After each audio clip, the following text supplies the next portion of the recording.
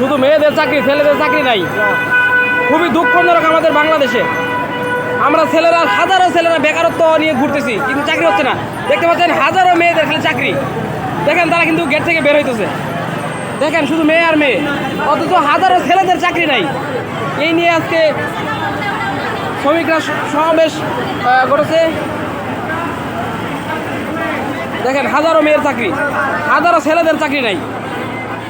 এই বেকারত্ব নিয়ে ঘুরতেছে হাজারো ছেলে, শুধু মেয়েদের চাকরি। দেখেন হাজার হাজার মেয়ে, অথচ কোনো ছেলেদের চাকরি নাই।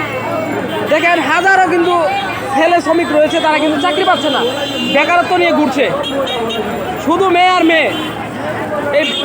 এই বেকারত্ব রোধ করতে আজকে শ্রমিকরা মাঠে নেমেছে।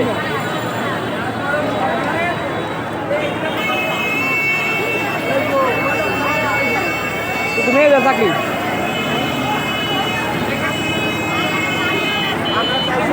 দেখেন দেখেন শুধু মেয়ে আর মেয়ে, অথচ হাজারো হাজারো ছেলে, লাখো ছেলে রয়েছে, তাদের চাকরি নাই। গার্মেন্টসে শুধু মেয়েদের চাকরি, কিন্তু কেন?